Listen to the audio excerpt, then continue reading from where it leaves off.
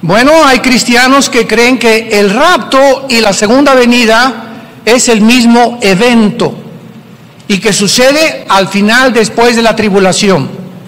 Hay otros cristianos que se llaman amilienistas, que creen que el milenio, que ya estamos en el milenio y que todas las profecías ya se cumplieron, que la semana 70 de Daniel ya se cumplió, etcétera, etcétera. Hay otros que siguen la línea del post-tribulacionismo, que creen que hasta después del milenio viene Jesucristo, y otros después de la tribulación. La iglesia de Tesalónica se encontraba con esta confusión, y es absolutamente lógico porque ellos no tenían lo que tenemos ahora de información, como lo vamos a ver de una forma detallada. Entonces Pablo tuvo que salir de Tesalónica por la persecución, y más tarde les manda estas dos cartas porque le comenzaron a llegar mensajes de los cristianos de Tesalónica que creían que ya estaban en la tribulación. Qué tremendo, ¿no? Ya creían los cristianos por la persecución tan recia que había del Imperio Romano contra los cristianos que estaban en la gran tribulación. Entonces Pablo en la primera carta les da a conocer el arrebatamiento de la iglesia en el capítulo 4, versículo 16 al 17, cuando les dice: el Señor mismo con voz de mando, con voz de arcángel, con trompeta de Dios, descenderá del cielo, y los muertos en Cristo resucitarán primero. Quiero que observen en este simple versículo la frase en Cristo. Los muertos en Cristo. Siempre que tú veas en el Nuevo Testamento, tú como un buen estudiante de teología y de la Biblia, la frase en Cristo, que se repite muchísimas veces en la carta a los Efesios, significa los que estamos injertados, unidos, amalgamados en el cuerpo de Cristo mediante el bautismo del Espíritu Santo. Como dice 1 Corintios 12:13, todos hemos sido bautizados por el mismo Espíritu en el cuerpo de Cristo. En otras palabras, cuando tú recibiste a Cristo como tu Salvador, en ese momento naciste de nuevo, sin que tú ni siquiera lo hayas experimentado o sentido. Lo creemos por fe. Ha habido una resurrección de tu espíritu dentro de ti a la vida espiritual, porque antes estábamos muertos, separados de Dios espiritualmente. Cuando recibiste a Cristo, fuiste regenerado, cambiado completamente de naturaleza. Fuimos transportados en ese momento de un reino a otro reino, del reino de las tinieblas al reino de la luz admirable de Jesucristo, como lo dice Colosenses capítulo 1.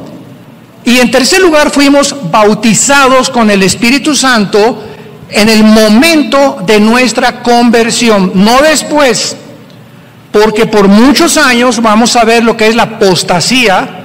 Durante los últimos, yo diría 30, 40 años, se comenzó a enseñar en las iglesias: pasen aquí al frente los que quieran ser bautizados con el Espíritu Santo. Entonces la cristiandad se dividió en dos. En otras palabras, se estaba dando a entender que hay cristianos que son cristianos, pero había otros cristianos que les faltaba algo. Eres cristiano, pero te falta una experiencia que necesitas tener, que es el bautismo del Espíritu Santo. Cuando la Biblia nos demuestra con una claridad absoluta que el bautismo del Espíritu Santo es lo que nos hace cristianos. ¡Qué barbaridad!, ¿no? Y se comenzó a enseñar porque se convirtió en una tradición, porque la mayor parte de las iglesias lo comenzaron a proclamar, sin haber estudiado profundamente esto, y basándose desde luego en algunos versículos nada más del libro de los Hechos, cuando el libro de los Hechos no es un libro doctrinal, es un libro narrativo que narra la experiencia o la transición entre el judaísmo y el cristianismo. Es un libro que nos muestra de qué forma los apóstoles que eran judíos, Cristo fue judío, estaban completamente confundidos porque las promesas eran para Israel. Jesús lo dijo cuando vino en los evangelios: he venido a buscar a las ovejas perdidas de Israel, porque los 4 evangelios pertenecen al Antiguo Testamento. El Nuevo Testamento comienza en Hechos 2 con el bautismo del Espíritu Santo y el nacimiento de la iglesia. Entonces, los hechos que suceden en el libro de los Hechos no son una enseñanza doctrinal que los apóstoles explican en sus cartas, primera y segunda de Timoteo, Gálatas, Colosenses, Efesios, Filipenses, las primeras cartas de Pedro, explican lo que pasó en los hechos y nos enseñan, ¿verdad?, que estas cosas que sucedieron en los hechos fueron algo que Dios permitió, porque la iglesia estaba comenzando a mezclarse con el judaísmo con la iglesia. Tenían que separar los apóstoles lo que Moisés enseñaba de muchas cosas de lo que Jesús enseñaba, y esto se resolvió con el primer concilio de la iglesia en Hechos capítulo 15. Ahí se juntaron todos los apóstoles y tenían que determinar qué cosas del Antiguo Testamento estaban vigentes y qué cosas del Antiguo Testamento ya quedaban obsoletas. Y la conclusión a la que llegaron fue la siguiente: no hay nada en el Antiguo Testamento, esto es muy importante, abran sus oídos, no hay nada en el Antiguo Testamento que en el Antiguo Testamento era obligatorio, que ahora en el Nuevo Testamento sea lo mismo. En otras palabras, ahora nosotros vivimos bajo la ley de la libertad en Cristo Jesús. Y ahora no es obligatorio nada absolutamente en el Nuevo Testamento. Un ejemplo: en el Antiguo Testamento el diezmo era obligatorio, lo tenían que dar a fuerza. Y cuando pasamos al Nuevo Testamento, 2 de Corintios capítulo 9, cada quien dé como propuso en su corazón, no a fuerza, no por obligación. Si no te nace del corazón darle a Dios, y si en el Antiguo Testamento fue el diezmo, con toda la lógica del mundo, bajo el Nuevo Testamento, con mejores promesas, mejor pacto, un Salvador que vino al mundo y ya pagó por el pecado, ¿cómo voy a seguir bajo la ley dando solamente el 10%? Ahora es el 15, el 20, el 30, el 40, el 50, como tu corazón lo diga. Y mientras más salud espiritual tengas, más darás, porque lo das con alegría. Ya no lo das porque tengo que dar esto y ahí va. Mejor no des nada. Hay otros que siquiera, y esto es verdad, hay muchas personas que han dado su diezmo, ¿verdad?, basados en el Antiguo Testamento, y al mes regresan y quieren que se los regrese. ¿Se imaginan ustedes qué corazón tan perverso puede haber en medio del pueblo de Dios? Entonces, qué importante es que ahora todo es voluntario. Ahora las fiestas de Israel, los tabernáculos, el Sukkot que celebramos, no es obligatorio, es para representar lo que Cristo hacía en medio del pueblo de Dios. Entonces, si no entendemos esto, vivimos bajo la ley. Dice en Colosenses capítulo 2, ya nadie te juzgue si guardas el sábado o no guardas el sábado, o el domingo, o el lunes, o días de fiesta. Todas estas cosas pertenecieron al Antiguo Testamento. Ahora, como una persona un día me dijo, ¿por qué no guarda usted el sábado? y le dije, ¿qué nada más tú guardas el sábado? Te gano, yo guardo el sábado, el domingo, el lunes, el martes, el miércoles, el jueves y el viernes. Ya no supo qué contestarme esta persona. Y le dije, ahora todos los días son santos. Ya no hay un día específico, y además los apóstoles se reunían el primer día, que es el domingo. El Shabbat se los dio Dios a Israel. El cuerpo y la entidad de Cristo es otra entidad completamente diferente. Entonces ahora, si tú trabajas el domingo, pues es tu día de trabajo, pero el lunes en tu trabajo, en tu hotel o en la compañía que tú trabajas, te dan el martes, ese es tu día de descanso. Y por eso no puedes venir a la iglesia, porque el domingo tienes que trabajar y llevar el sustento a tu familia. Y Dios no te juzga, porque no es obligatorio.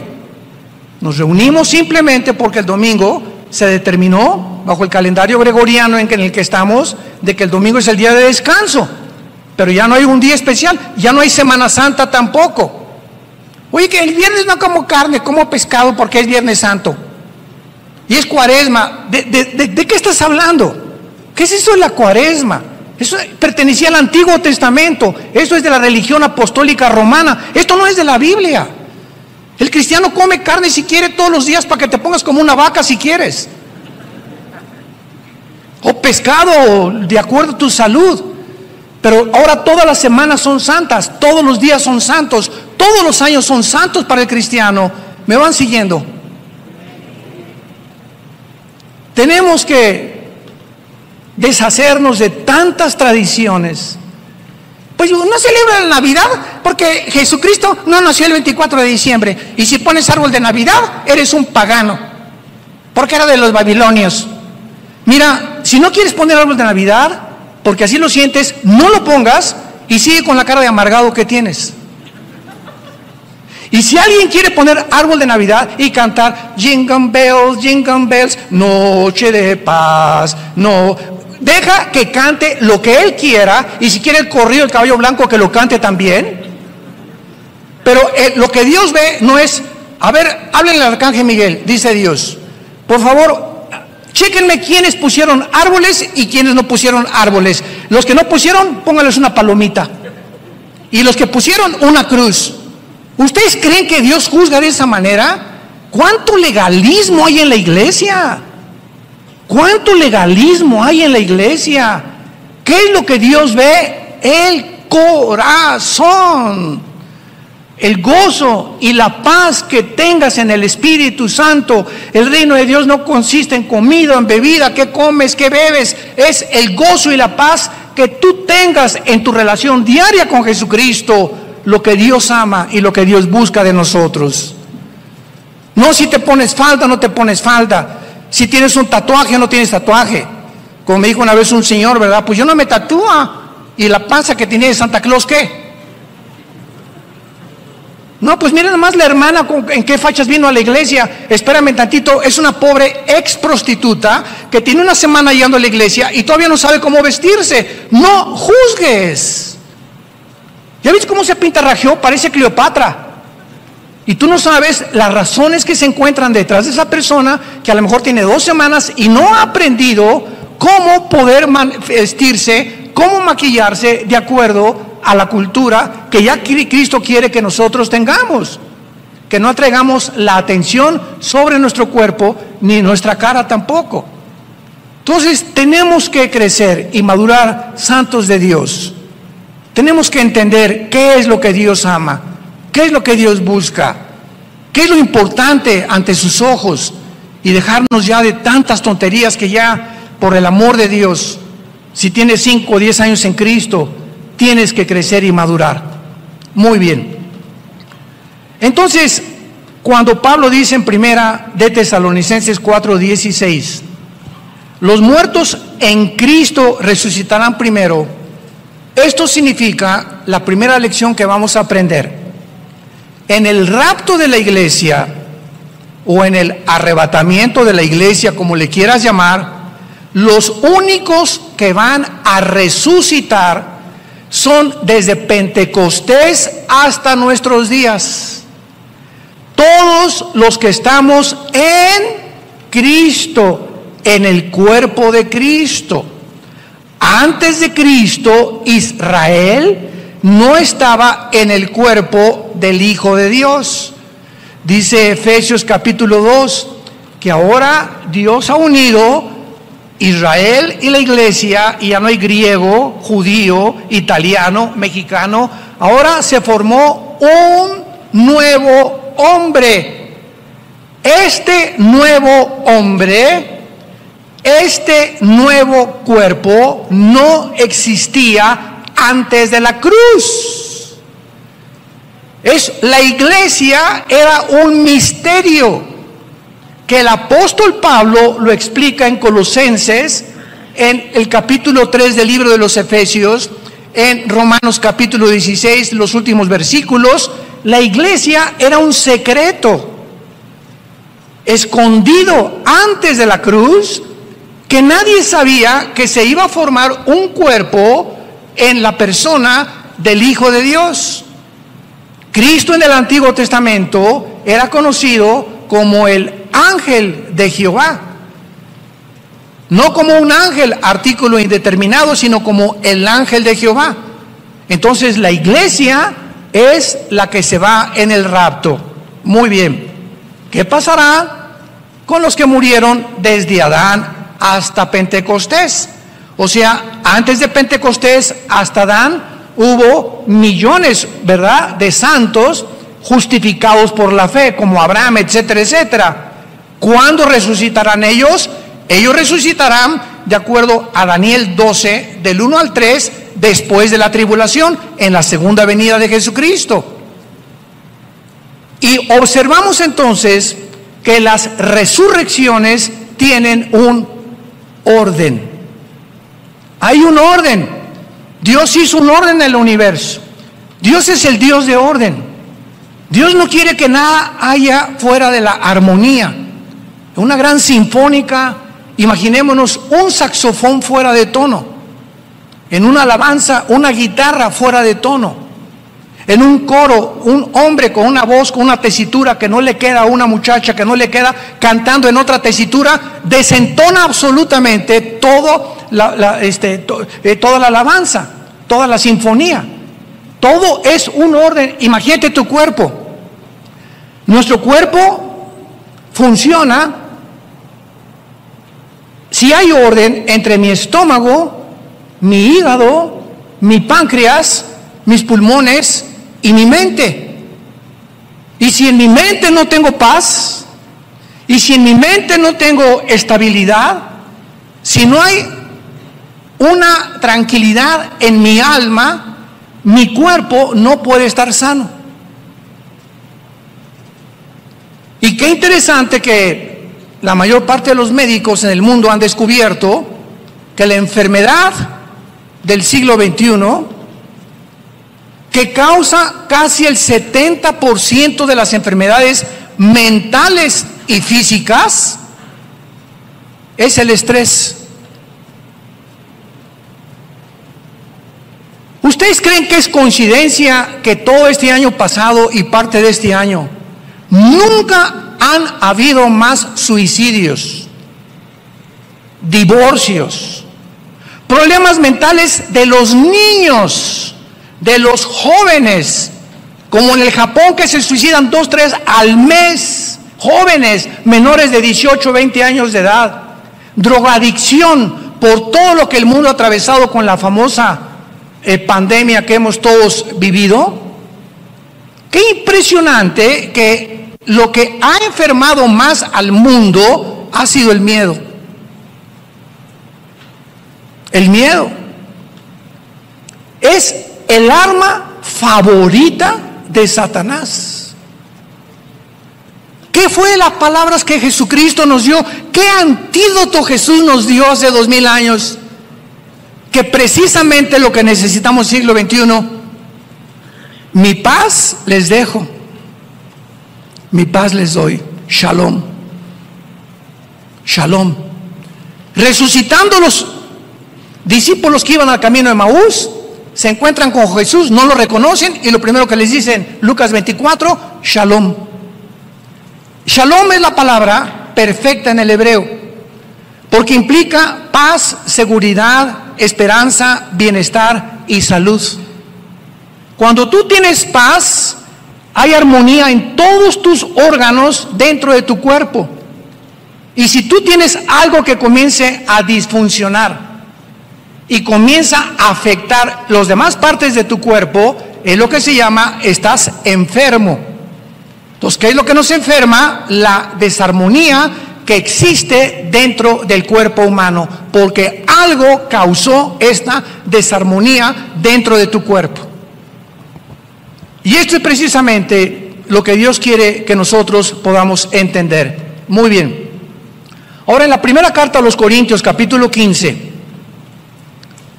versículo 51 en adelante, ya Pablo nos explica el misterio que solo a él se le reveló. Ni a Pedro, ni a Santiago, ni a Lucas, ni a Juan, ni a Judas, el medio hermano de Jesús, a ninguno de los apóstoles le agradó a Dios revelarle lo que le reveló únicamente al apóstol Pablo. Y esto nos habla claramente de los diferentes talentos y revelaciones que tenemos del mundo espiritual. Por eso hay un Jeremías, hay un Isaías, hay un Amós, hay un Ezequiel, que tienen diferentes perspectivas del mundo espiritual, como Dios los trató, pero que todos, ¿verdad?, hacen una armonía en la mente de Dios. Y dice el apóstol Pablo en su primera carta a los Corintios, capítulo 15, versículo 51, he aquí les digo un misterio. Un misterio es algo no revelado antes. Es un secreto que no se conocía antes. ¿Qué está diciéndoles Pablo?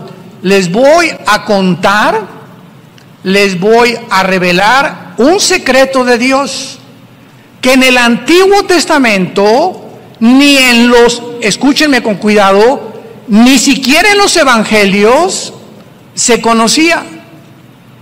Pablo, ¿cuál es este secreto? Estoy ávido por que me lo digas.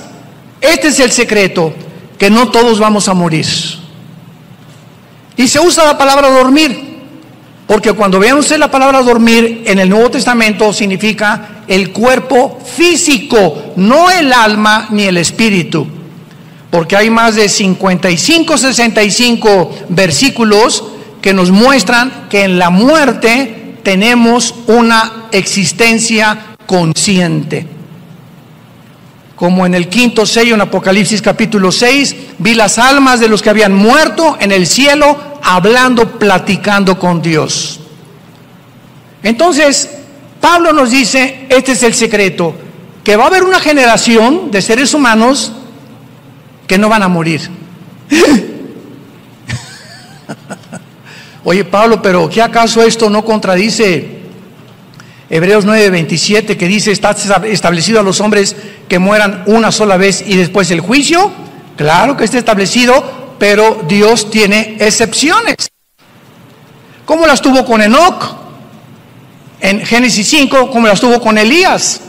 Que en el Antiguo Testamento son los dos únicos hombres que partieron del mundo sin haber muerto, que son antitipos, ¿verdad?, de lo que es el tipo que es el arrebatamiento de la iglesia. Pero esta doctrina no se conocía. No todos vamos a morir, pero todos seremos transformados en un momento, en un abrir y cerrar de ojos, a la final trompeta, porque se tocará la trompeta y los muertos serán resucitados incorruptibles y nosotros seremos transformados.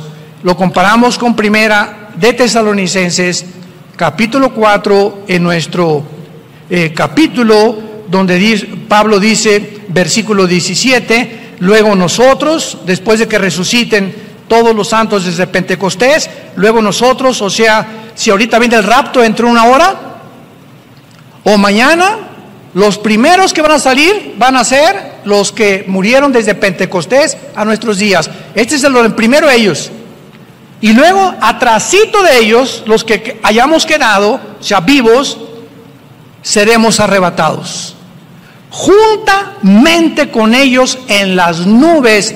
En las nubes. Cristo en el rapto no baja al mundo. Cristo en el rapto no baja a juzgar el mundo. Cristo en el rapto no baja a destruir al anticristo. En la segunda venida, Zacarías capítulo 14, en la segunda venida Cristo baja y pone sus pies en el monte de los olivos, donde se va a hacer un valle como una forma de cruz, y viene con nosotros a establecer su reino milenial. En el rapto nos saca del mundo, y en la segunda venida viene con nosotros después de los 7 años de la tribulación.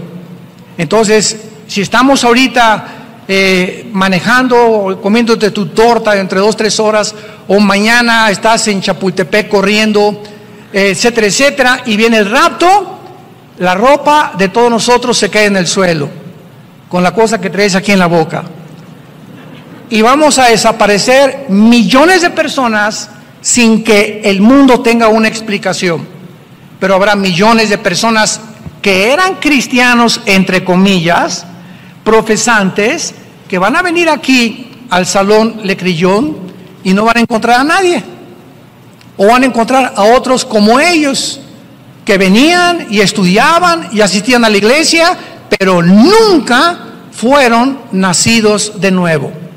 Nunca tuvieron una relación personal con Jesús. Nunca ganaron a ninguna alma. Nunca le hablaron a nadie, ni a su familia, de Jesucristo y de su muerte en la cruz. Sus vidas nunca cambiaron ni fueron transformadas. Eran religiosos. Este hecho, pues, es el que Pablo explica en la primera carta a los tesalonicenses. Y nos brincamos al capítulo 5 de la primera carta a los tesalonicenses, y vean ahora cómo el orden de Pablo es lógico y de qué manera tan profunda nos revela el Espíritu Santo los acontecimientos o los eventos de acuerdo al calendario de Dios. Pero acerca de los tiempos y de las ocasiones, no tienen necesidad, hermanos, les está hablando a los cristianos, hermanos, de que yo les escriba. Porque ustedes, ¿quiénes son ustedes? Los cristianos. Ustedes saben perfectamente que el día del Señor vendrá como ladrón en la noche. Pablo introduce una frase que se repite 4 veces en todo el Nuevo Testamento y se llama el día del Señor. El día del Señor, apúntalo, siempre tanto en el Antiguo Testamento como en el Nuevo Testamento se refiere a los 7 años de la tribulación. Veamos rápidamente estas veces que se repite el día del Señor. Por ejemplo, en 2 de Pedro, capítulo 3, versículo 10.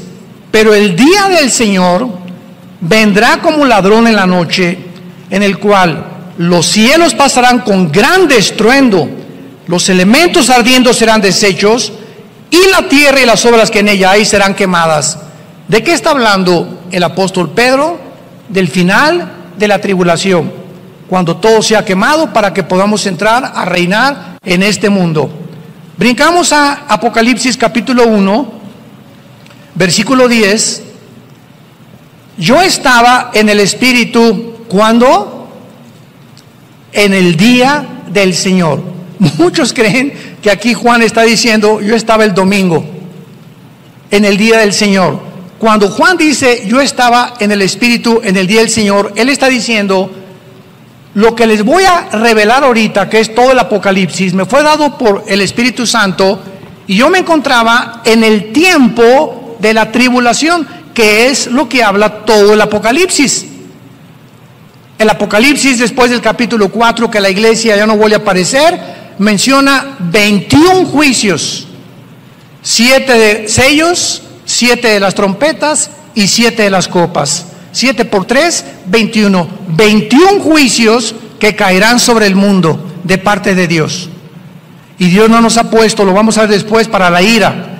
No nos ha puesto para que estemos esperando al anticristo. Nos ha puesto para que seamos consolados esta mañana y sepamos que ya no tarda venir por nosotros. Muy bien. Regresamos a Primera de Tesalonicenses 5 y vemos ya a qué se refiere Pablo cuando dice: ustedes saben perfectamente que el día del Señor vendrá como ladrón en la noche, que cuando digan paz y seguridad, vendrá sobre ellos. ¿Quiénes son ellos? Los que no son cristianos. Ya no está hablando de los cristianos. Vean los verbos. Primero nos habla a nosotros, ustedes hermanos cristianos, pero vendrá sobre ellos, sobre otra clase de seres humanos. Ya no está hablando de la iglesia. Vendrá sobre ellos destrucción repentina. ¿Qué significa que cuando digan paz y seguridad? Precisamente la tribulación comienza cuando el anticristo, como lo vamos a ver en la segunda carta, confirme un pacto por 7 años con los judíos. Daniel 9, 27. Y él va a decir paz al mundo, y los judíos, confiados en que les va a permitir reconstruir el templo, que ya casi llega este momento. Entonces, a los 3 años y medio, a la mitad de la tribulación, el anticristo los traicionará y vendrá destrucción repentina. Entonces Pablo está diciendo lo que dijo Daniel y lo que el mismo Señor Jesucristo dijo en Mateo 24, versículo 15.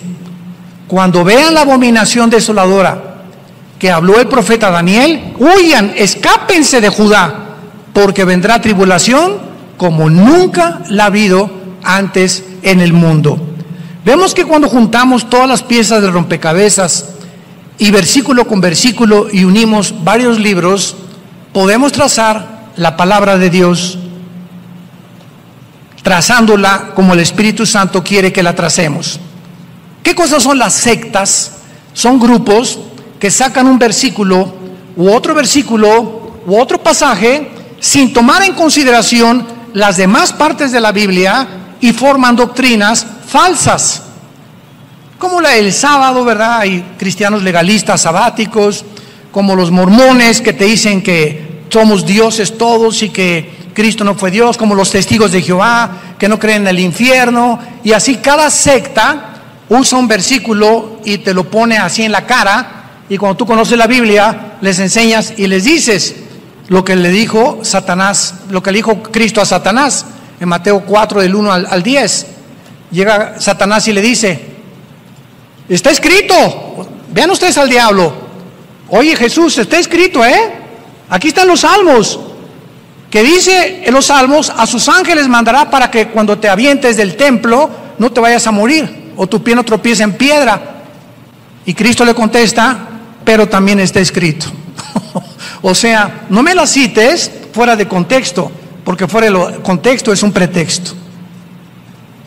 Entonces, esta es la razón por la cual hay tanta gente que cita versículos de la Biblia, pero fuera del contexto. Y es cuando se hacen herejías. Por eso se nos manda a ser diligentes, apasionados por la verdad, para que tracemos bien la palabra.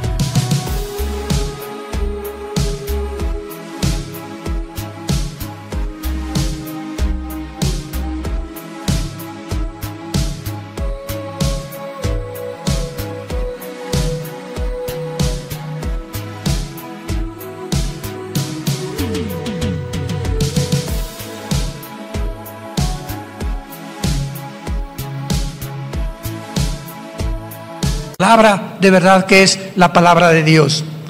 Y dice Pablo entonces, cuando digan paz y seguridad, vendrá destrucción. Versículo 24, mas vosotros, hermanos.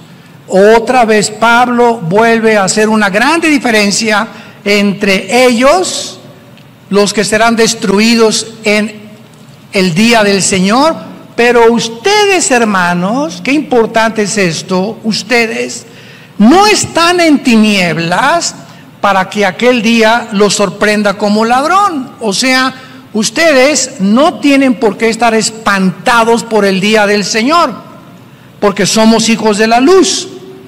Versículo 8, somos del día, seamos sobrios. Versículo 9, y aquí Pablo ya lo explica, más claro no puede estar. Dios no nos ha puesto para la ira. ¿De qué ira está hablando Pablo?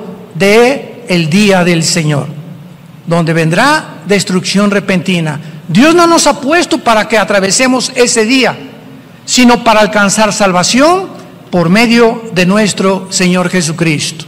Antes de pasar a la segunda carta, aclaro lo siguiente.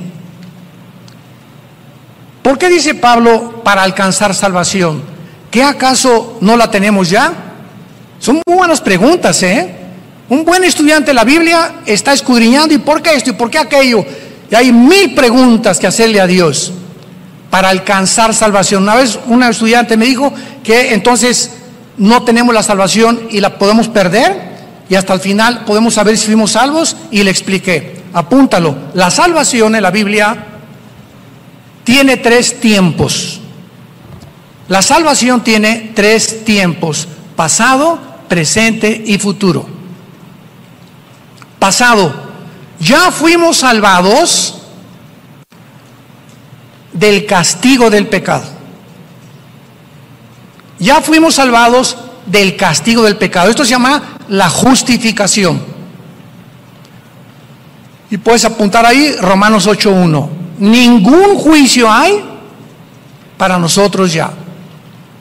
Ya Cristo pagó por nosotros en la cruz y ya tenemos una salvación garantizada eternamente. Ese es el pasado. Presente, estamos siendo salvados de la presencia del pecado. Esto se llama la santificación. Estamos siendo salvados de la presencia del pecado en la medida en que más nos entregamos al Espíritu Santo. Y futuro, seremos salvados de la presencia del pecado en la glorificación. Cuando resucitemos, el pecado, ¿verdad?, o la antigua naturaleza será completamente ya muerta, erradicada del cristiano. Hasta el tiempo de la resurrección, el pecado habita en nosotros. Dice Pablo en Romanos 7, el mal mora dentro de mí. Ten cuidado, hermano y hermana. Anoche mi esposa y yo veíamos una película de las poquitas que ya puedes ver.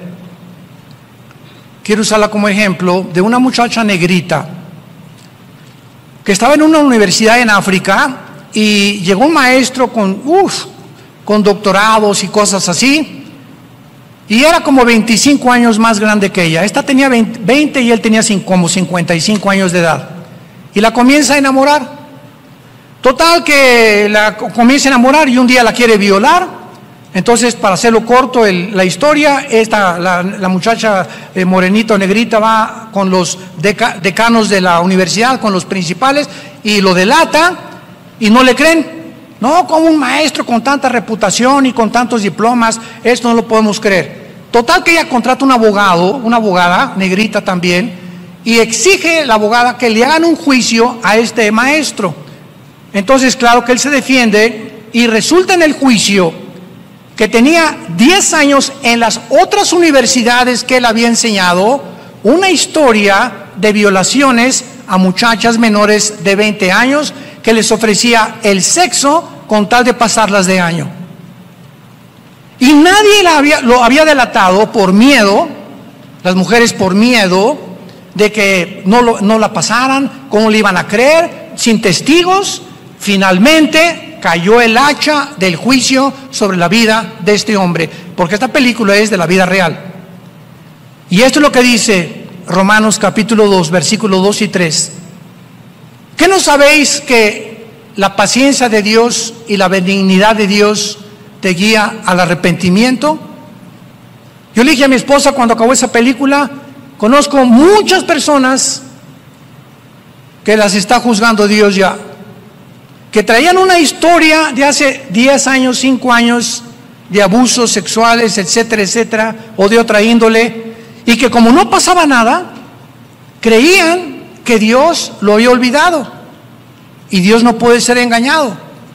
Muchos de ustedes que me escuchan o a través de los medios de masivos, tal vez tengas una vida en la que tú crees, o pecados escondidos, que los sigues cometiendo, y como no te ha pasado nada, crees que ya Dios no ve.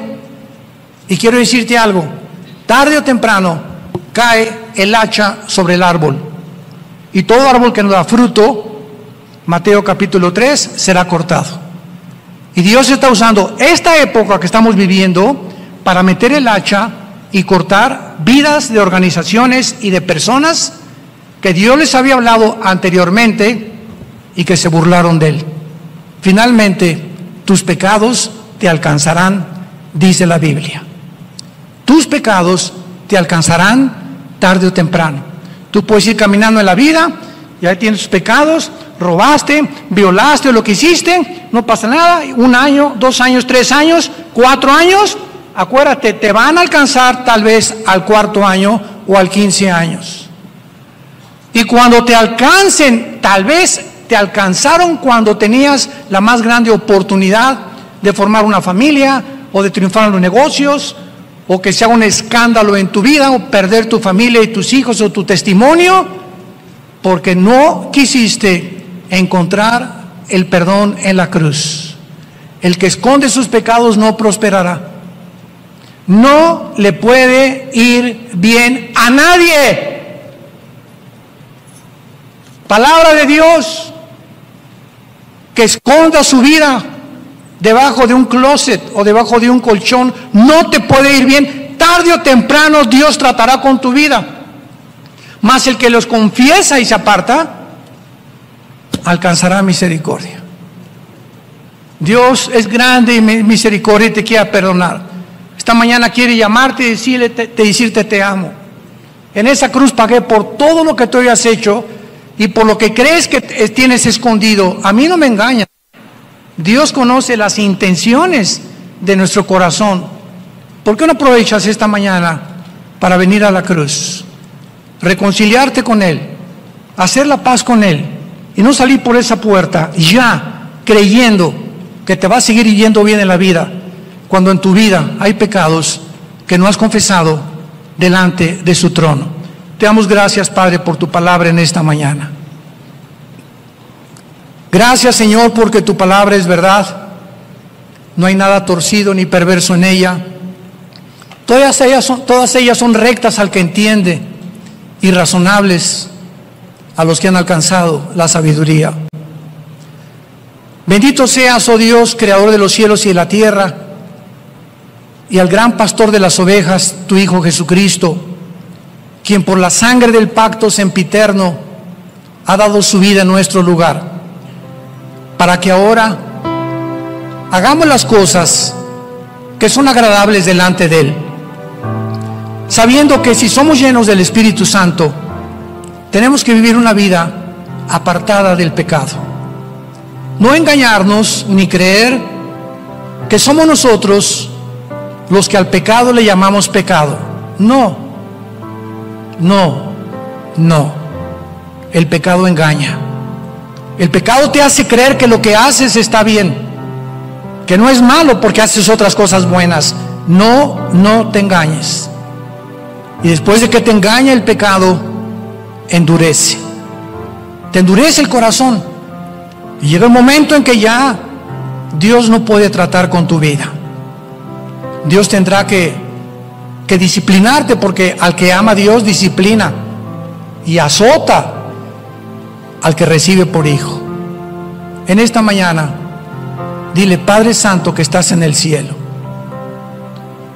quiero vivir una vida abierta y transparente delante de ti y llamarle pecado a lo que tú llamas pecado.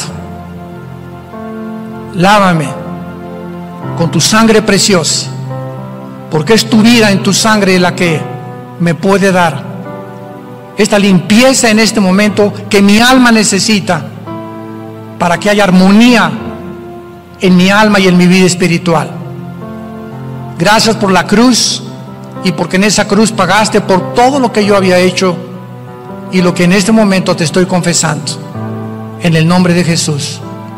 Amén. Gracias a Dios por esta palabra, ¿verdad? Gracias a Dios.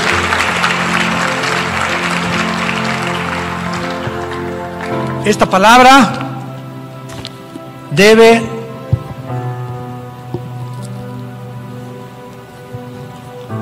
estar dentro de tu corazón. Día y noche, día y noche, día y noche meditarás en este libro de la ley. Cuando tú hagas eso, Josué, entonces todo lo que haces va a prosperar. Porque si tú vives en mi libro y lo consultas y te hincas y oras y me...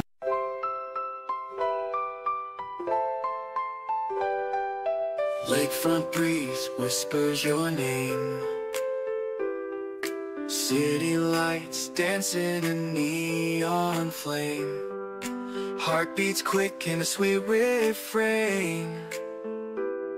Your laugh cuts through the summer rain. Electric dreams in your eyes so bright. Bassist grooves with all his might. Holding hands beneath the Willis Towers light. This windy city feels just right. The Navy Pier Ferris wheel spins above as the music takes control, whispers of love. Oh darling, this magic won't fade. Beneath the stars a love parade. With you by my side unafraid. Magic's real, forever will stay. Guitar solo sings sweet serenade. Your voice is honey, love sweet parade. Chicago blues melt away the shade. In your arms, a future we've made. Drums are beating a rhythm so true. Never want this night to end, just me and you. 80s synth keeps the feeling new. Chicago magic forever will pursue. Oh darling, this magic won't fade. Beneath the stars a love parade. With you by my side unafraid. Magic's real, forever will stay. The doggone night, a memory to hold. A love story forever told. In this magical city our hearts unfold. Chicago night forever will hold.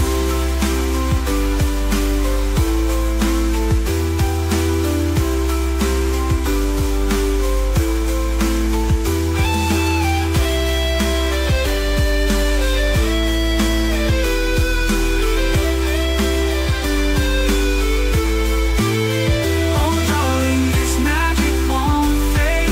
Beneath the stars a love parade. With you by my side unafraid. Magic's real, forever will stay. Chicago night forever will hold.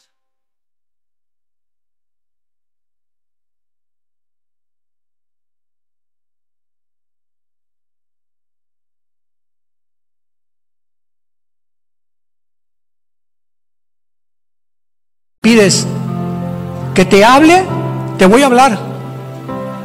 Y te voy a evitar problemas que pudiste haber evitado en tu vida si me hubieras consultado. Vas a evitar cosas que ahora te tienes que arrepentir, porque me hiciste a un lado, me desechaste de tu vida. Pero el diablo, esto es lo que él quiere. Cuando el diablo haga esto en tu vida y saca de ti la palabra de Dios, y en lugar de la Biblia oigas a tu amigo, a tu amiga, a tu comadre, al brujo, a los astrólogos, a las opiniones del mundo, es cuando te sales y cuando te das cuenta. Si eres cristiano, viene el hacha del juicio a tu vida, tarde o temprano, porque Dios al que ama disciplina. Y finalmente, si eres cristiano y no te arrepientes, porque los hay, pero tienes la salvación, ¿qué pasa? Dios te lleva a casa antes de tiempo. Se llama el pecado de muerte en 1 Juan 5, Santiago capítulo 5. El pecado de muerte es el pecado que un cristiano, siendo salvo, no se ha arrepentido, ni se quiere arrepentir, y solo Dios sabe que ya no te vas a arrepentir. Está tan duro tu corazón, y antes de que por tu vida el evangelio sea blasfemado, Dios te lleva a casa antes de tiempo. Tenemos la oportunidad de vivir una vida en abundancia, una vida de santidad, una vida de testimonio, y más en los días en los que los caballos del Apocalipsis ya se escuchan en el cielo y el novio ya está en la puerta tocándonos. Vengo por ti. Prepárense, preparémonos para encontrarnos con el Señor. Que tengan mucha paz.